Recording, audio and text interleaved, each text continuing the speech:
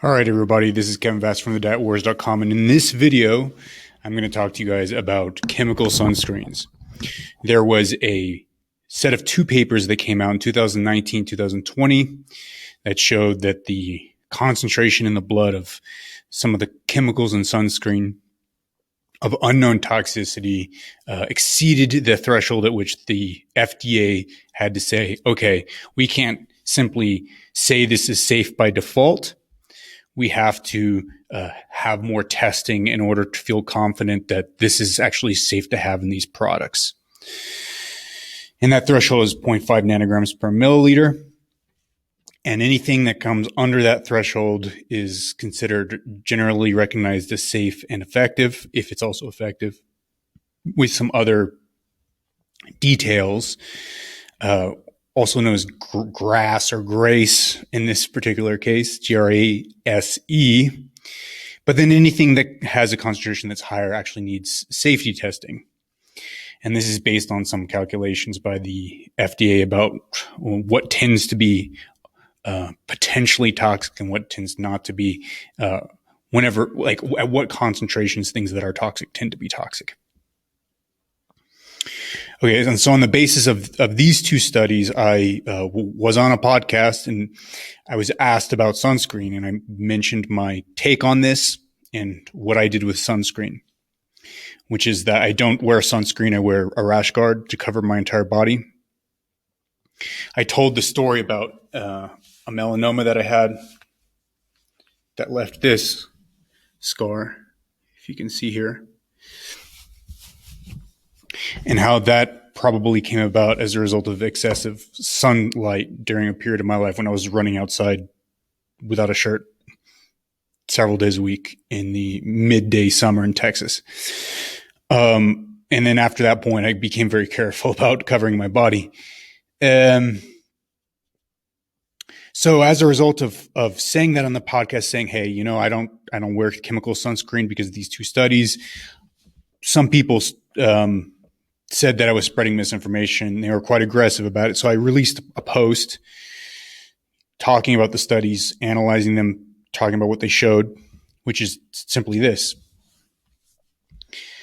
These studies showed that there are certain chemicals in sunscreens, quite a few chemicals that get into the blood and that exceed this 5 nanogram per milliliter concentration.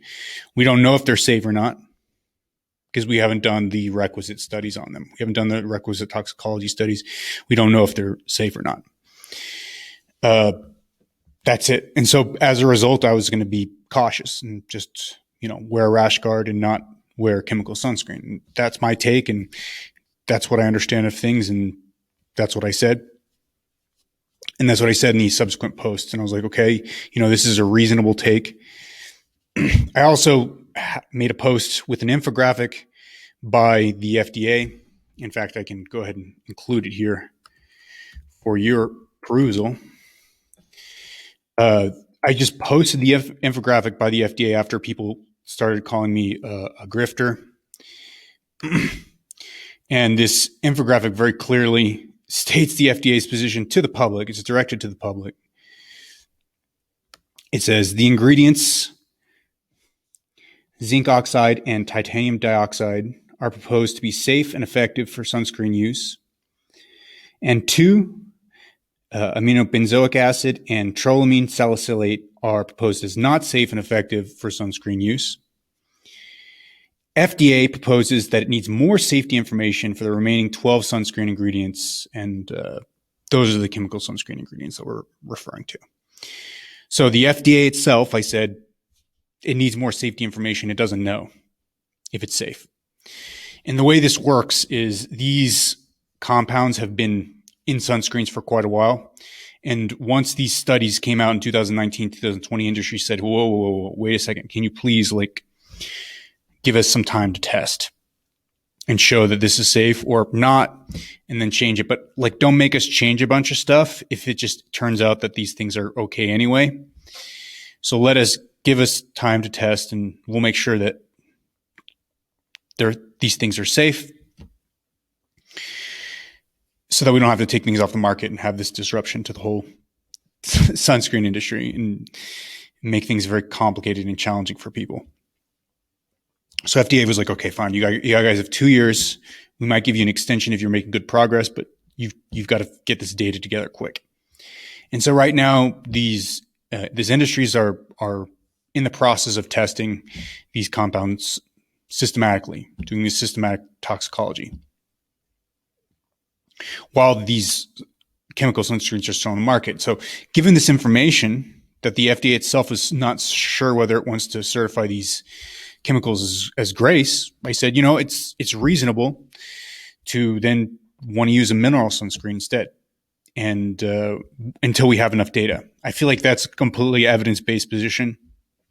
It may be overly cautious, but hey, if it makes no difference and you can just use mineral sunscreen, which is what I use now, especially after like really diving into the sunscreen issue a lot recently, I think it's great. It's anti-aging. It's perfect. But that's what I use now is a mineral sunscreen on my face, and then the rest, again, I cover my body. And I think it's a completely reasonable, perfectly reasonable position. But I kept getting mobbed by followers of Danielle Bellardo, who had Ranella Hirsch on, and Michelle Wong, who's everybody you have just mentioned is a doctor. And it's been kind of emphasized by these figures that chemical sunscreens are completely safe. But I just don't think that the FDA agrees with that position. It's possible that we could say that the FDA is overly cautious, but I don't think that is the position of the FDA. It's not the position of the FDA. It is not, okay, let's say it is not the position of the FDA that these chemical sunscreens are safe. That's a fact. And we're going to show that in this video. But in order to show that, sort of in the process of showing that, I want to go through some of the claims made by Michelle Wong. And she's been very nice to recently reach out to me and mention that the European Union allows these compounds in their sunscreens, and there's some data over at the EU that suggests that some of these sunscreens might be safe. I don't know if it's the data that's sufficient to satisfy the FDA, but so again, it's like the question is, okay, is it rigorous enough? Is it systematic enough to really show that these are safe? And if it's not, then why take the risk? And it's probably not, because if it was, then I'm sure the FDA would agree with Dr. Wong, right? Because then the FDA would see things the same way, because the data is the same as because it's sufficient to satisfy the FDA. So it's clearly not the case that it meets FDA standards. And I like the FDA's being conservative. But let's go look at Dr. Wong's video, because there are some things that I don't agree with in this video. I don't think that are fair to what the FDA actually says and has said about sunscreen. And I want to point this out to sort of, again, flesh out why my position is a legitimate one. And I don't think it's misinformation. I don't think like I'm a bad person for having it. I don't think I'm a grifter. I just think my position is entirely consistent with the FDA, and probably more, in my opinion, my position is more consistent with the FDA's position than the position that these sunscreens are definitely safe. I don't think that position is actually consistent with what the FDA has written. So let's look at this video. 4, 5, 6 days later, and at levels much, much higher than deemed safe. This study keeps being used to scare people about chemical sunscreens. Here's what actually happened. The FDA published 2 studies in 2020 where they put sunscreen on people and measured how much absorbed into their blood. They found more than half a nanogram per mil. Now, a whole bunch of people thought this meant that the sunscreens were past the safe limit. But that's not what this is. Okay. Let's actually go back to the very beginning, what the very first person says. I'm going to fact check each statement in the video.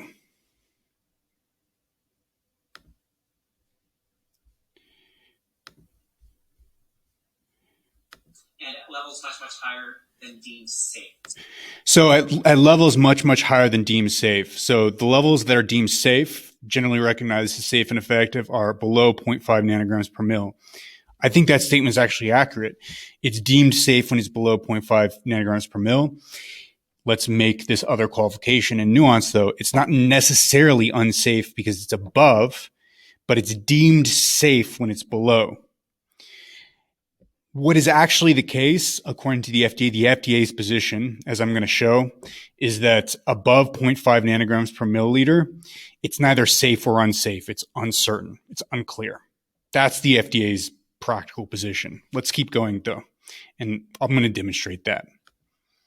This study keeps being used to scare people about chemical sunscreens. Here's what actually happened.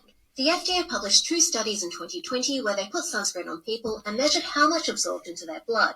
They found more than half a nanogram per mil. Now, a whole bunch of people thought this meant that the sunscreens were past the safe limit. But that's not what this is. If it's below half a nanogram per mil, the FDA considers the ingredient safer by default. I would push back against that. I don't think there's a category of safer by default. If it's below 0.5 nanograms per mil, it just doesn't need to undergo additional safety testing because it's considered generally recognized as safe and effective, and you don't, assuming it's also effective, and you don't need that testing. It's basically right. It's thought to be safe. Okay.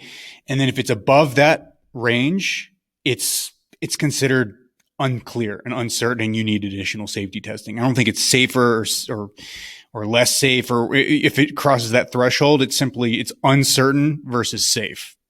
Okay. So it's safe or it's uncertain. I think that's really what the FDA categories are. And they don't need extra data.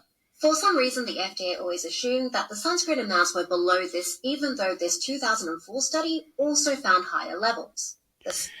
Another way of interpreting that is simply that over time it takes time to change the system, and policymakers and people in different regulatory agencies, they don't always go exactly at the super rapid rate of at which science is developing. You have a bunch of different issues you have to deal with at a given time. You can only deal with some of them. You have to prioritize. You can't deal with everything all at the same time unless you have, just more than enough staff in order to deal with it. But if you don't have enough staff, you don't have enough resources, you have to pick and choose your battles. And I think that's basically what's happened with sunscreens. So I would, again, push back. It's not like they're assuming anything. It's just that their practical position has been such that it's considered safe for the time being, or they're not going to deal with the issue because they just didn't have time until now. That's my interpretation. Let's keep going. Study and the FDA press release both say this. They need more studies to work out what the effects these levels have, and this doesn't mean that sunscreen is unsafe. That's true. I agree with that. It doesn't mean that sunscreen is unsafe, right? Their conclusion is not that sunscreen is unsafe. But if you listen to the original video that she's debunking, that woman doesn't say the FDA thinks sunscreens are unsafe either. Check this out. The editorial actually says not to avoid these ingredients. That's not true. So check it out. Read what the editorial says. She actually has it linked here. We'll start with what she's underlined. She says the editorial says avoidance of the sunscreen ingredients highlighted in this study or of sunscreen altogether could have significantly negative health implications. So it's possible that if you avoid these ingredients or if you avoid sunscreen altogether, and really it's about avoiding sunscreen altogether, because if you take sunscreen or use sunscreen and it's not involving these ingredients, you're just fine because other kinds of sunscreen is also very good. So it's really about if you just decide not to use sunscreen because you're worried about sunscreen because of these ingredients. All it's saying is this could have significant health implications. It's not actually a recommendation. This editorial is not written to the lay public. It's not written to recommend anything. It's just making a statement of fact. And I agree with this. But I think that her saying that this editorial is recommending something is inaccurate. It's not. It's just making a statement of fact. This editorial is not a recommendation document. Okay, but let's continue because it gets a little bit more interesting, because if you read past that sentence that she quoted, it says, at a minimum, physicians should recommend the use of sunscreen formulations containing GRASE ingredients such as titanium dioxide and zinc oxide as part of a larger program of photoprotection. Before I continue the sentence, let's point this out. What it's saying is that at a minimum, physicians should recommend mineral sunscreens rather than chemical sunscreens if they think the risk is sufficient or the uncertainty is sufficient such that they don't want to take the risk. So they'll recommend just mineral sunscreens instead of chemical sunscreens. And this was exactly my position, right? This is exactly what I got in trouble for. And I got mobbed by the social media mob, the Instagram mob, for saying the FDA actually has my position, or at least this editorial does. And we'll see that many people at the FDA also have my position, interestingly enough. So let's finish the sentence, though. It says, as part of a larger protection of photo protection that includes shade, seeking shade, wearing protective clothing, which is also my position, hats, and sunglasses until meaningful answers to these questions are available. So at minimum, you can wear this mineral sunscreen, cover your body until meaningful answers to these questions are available. At minimum, it's not recommending using necessarily chemical sunscreen. It's saying it could have negative implications if people stop using sunscreen altogether because they're not using chemical sunscreen. But at a minimum, you can recommend using mineral sunscreen and these other protective measures. That's exactly my position. And she's quoting a paper that basically says exactly my position, but she's using one particular quote, taking it a little bit out of context to suggest that it's recommending chemical sunscreens. And it's not. It's not recommending chemical sunscreens. It's simply stating a fact and then saying it's also a reasonable position to recommend only mineral sunscreens until further data become available. Bam. Okay, let's keep going. And to keep using sunscreens. And if we look outside of the US, the EU regulators have been taking this blood absorption. All right. So before we go do that, though, I want to go look at some FDA documents. Okay. Actually, let's just finish this because then we can close the window out and you guys can read the documents a little bit better. So look at this. Into account the whole time. And all of these chemical sunscreen ingredients are still considered safe in the EU. Right. So the EU thinks they're safe, but that doesn't necessarily answer the question. And I went and looked at Dr. Wong's blog, and I couldn't find any detailed breakdowns of any of the European Union studies that they used. That's not to say that they weren't there. I only read one of her posts, which is extremely long and detailed, and it was a masterwork in debunking. It's very good. Shows she's very smart and good at this stuff, but she didn't talk about the EU studies that maybe, as she suggested to me in some messages, were overlooked by the FDA. It's not mentioned on her blog. So I don't have a chance to look at those studies, but the FDA, at least, for whatever reason, and they had, dozens of people on these papers when they wrote these research papers. I'm sure they're aware of the EU studies. For whatever reason, they don't think they're adequate or sufficient. So that's the FDA. She may disagree with the FDA. We might disagree with the FDA, but that's what the FDA says. Now let's go look a little bit more at what the FDA says, because it's very interesting. And I'm going to cut out the window now, and we're going to go check out what the FDA actually says. First of all, there's a question and answer in one of the press releases. In this question and answer, it says, should consumers only use sunscreens with zinc oxide and or titanium dioxide?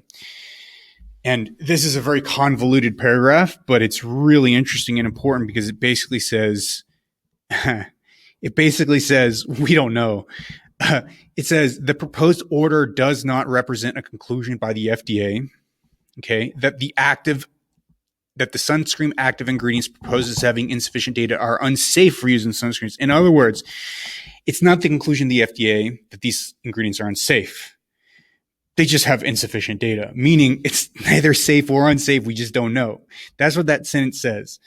It's unclear, but we're not saying it's unsafe because we don't have any strong data that it's unsafe, but we're not saying it's safe either because we don't have data to show that it's safe. We just are saying that we don't know. That's what the FDA is saying. And it says, rather, we are requesting additional information on these ingredients, okay, right, so that we can evaluate their GRASE status and life change conditions, including substantially increased sunscreen usage and involving information about the potential risk associated with these products since they were originally evaluated. So now that they have these data showing increased blood levels, they want to see additional safety data. Okay. And it goes on. It says, sun safety is important for everyone in all skin tones, and consumers can reduce risk from sun exposure with continuous use of sun protection measures, including sunscreen. Right?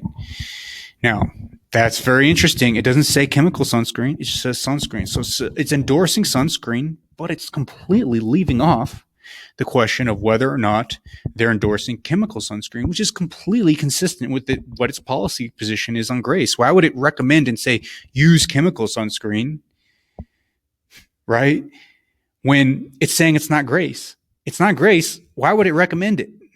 Right? It's about to even threaten to take it off the market. Right? It's about to threaten to take it off the market. It can't be GRASE. Okay, let's keep going. Let's look at another press release. This is basically what she said. She pointed out. So we're going to skip this. And yes, and she's correct that the papers do say, and let's read, they do say for the final sentence on the abstract, these results do not indicate that individuals should refrain from the use of sunscreen. But again, it doesn't say refrain from the use of chemical sunscreen. It just says from sunscreen. So say, yes, you should use sunscreen, but we're not going to tell you what you should actually use, right? It's very neutral and it's very careful in its wording, because it's not going to tell you to use chemical sunscreen when it doesn't know if it's safe. Why would it do that? Okay, that's what the FDA paper says from the JAMA FDA paper. In the same paper, the same statement is also present in the 2020 paper.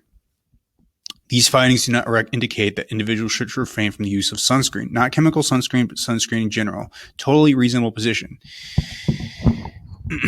It says, for another press release, it says this is a complex area of medicine and policy right now, to say the least. As a trained healthcare provider and director of CDER's Office of Non-Prescription Drugs, what do you want the public to know about sunscreen? Okay, FDA official says one thing: please protect yourself from the sun. Blah blah blah blah blah. Sun safety is important for everyone, including people of all skin tones. Consumers should continue to use sun protection measures, including broad spectrum sunscreen of SPF 15 or higher, as we gain more safety data on sunscreen ingredients. Again, it doesn't endorse chemical sunscreen. It just says use sunscreen. The FDA is being very careful here. It's not endorsing chemical sunscreen. It is not. It is not saying it's safe. It's not.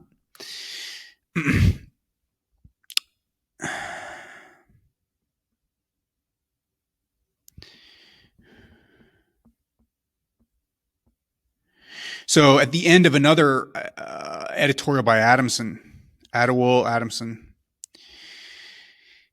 the end it says, in the absence of clear data demonstrating harm, the use of chemical sunscreen may still be considered appropriate. Semicolon. The use of mineral-based sunscreen is a well-established alternative. Okay? Again, it's saying the same thing that I'm saying. It's saying it may still be considered appropriate. It's may. Right? May is an ambiguous word that also implies might. Okay.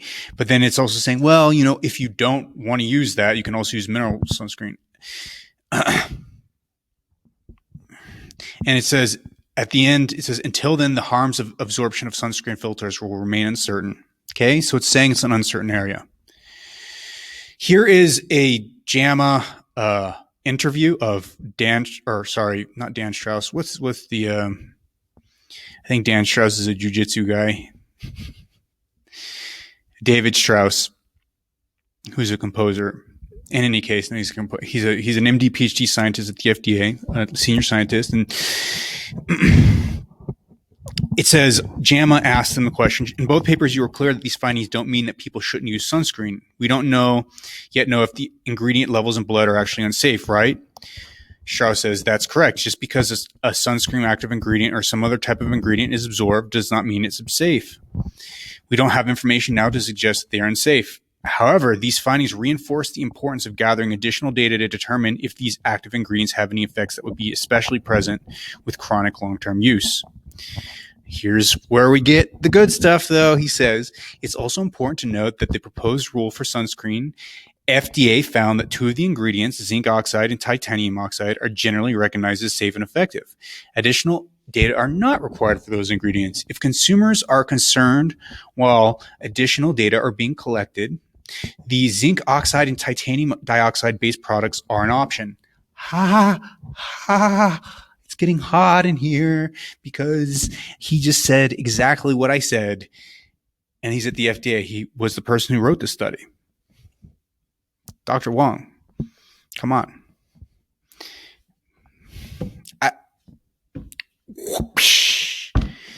That wasn't a whip cracking, although it could have been. That sounded like a whip crack. It was supposed to be a baseball, but I don't know how baseball sounds.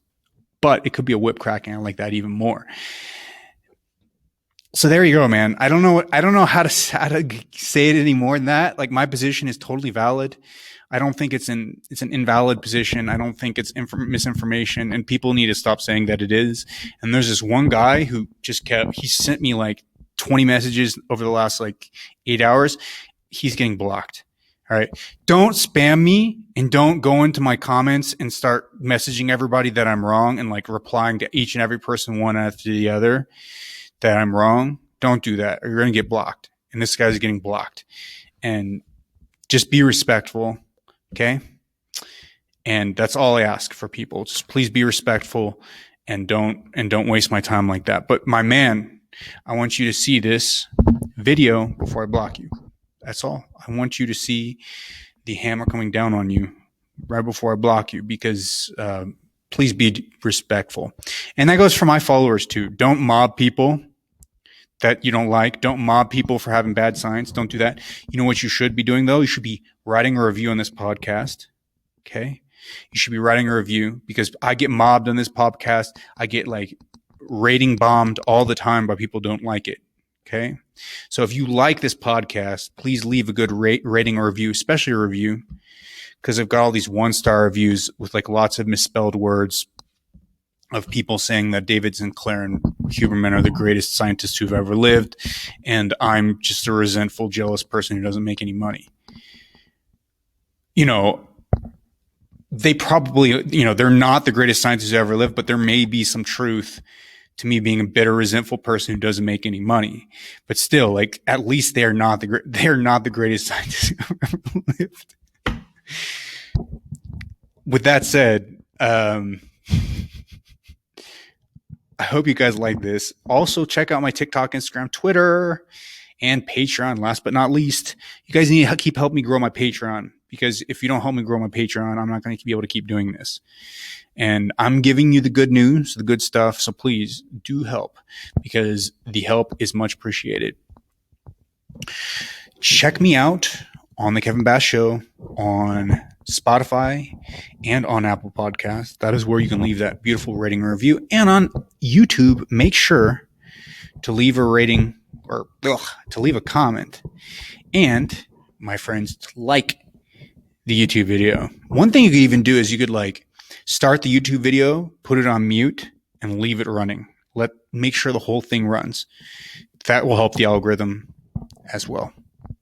So, hope you guys enjoyed this stuff. Send me a donation, send me money, make my day, because I'm giving you always the good stuff, and there's never any bias here, man.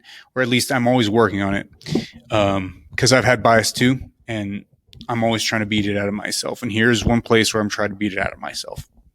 I'm talking to you about what I do. I'm not trying to sugarcoat anything. We need more data. Once we get more data, then we can rest confident these sunscreens are okay. Hope that was helpful for you, just as it's been helpful for me. See you guys next time. Peace.